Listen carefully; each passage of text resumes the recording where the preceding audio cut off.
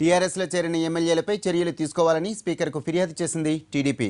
Speaker కార్యాలయానికి వెళ్లిన ఆ పార్టీ నేతలు రాతపూర్వకంగా ఫిర్యాదును ప్రిన్సిపల్ సెక్రటరీకి ఇచ్చారు.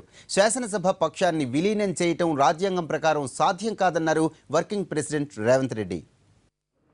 5 మంది శాసనసభ్యులు ఎవరైతే తెలుగుదేశం పార్టీ నుంచి ఫిరాయించారో ఫిరాయింపుల చట్టం ప్రకారం ఈ శాసనసభ్యుల మీద అనర్హత వేటేయమని చెప్పి స్పీకర్ కార్యాలయంలో ఫిర్యాదు చేయడం జరిగింది.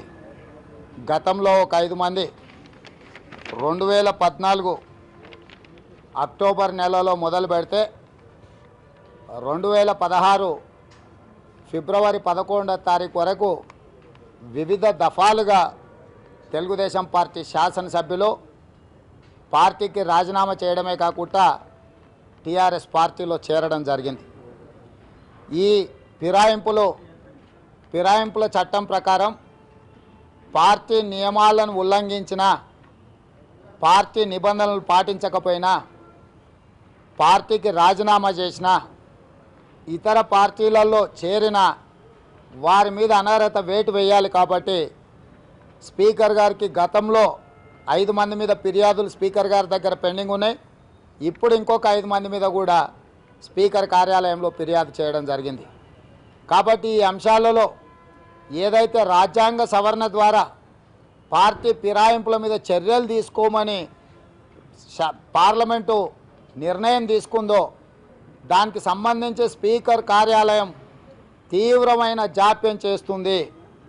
తీవ్రమైన జాప్యం న్యాయం చేయడంలో జరిగితే న్యాయం జరగనట్టుగానే భావిస్తారు. కాబట్టి స్పీకర్ గారు తక్షణమే ఈ 10 మంది శాసనసభ్యుల మీద అనర్హత వేటేసి ఆయా శాసనసభలు వేకెన్సీ కింద ఖాళీలుగా చూపించి కేంద్ర ఎన్నికల సంఘానికి వీటి వివరాలను పంపించి తక్షణమే ఆయా నియోజకవర్గాలలో ఉప ఎన్నికలు నిర్వహించాల్సిందిగా తెలుగుదేశం పార్టీ డిమాండ్ చేస్తుంది.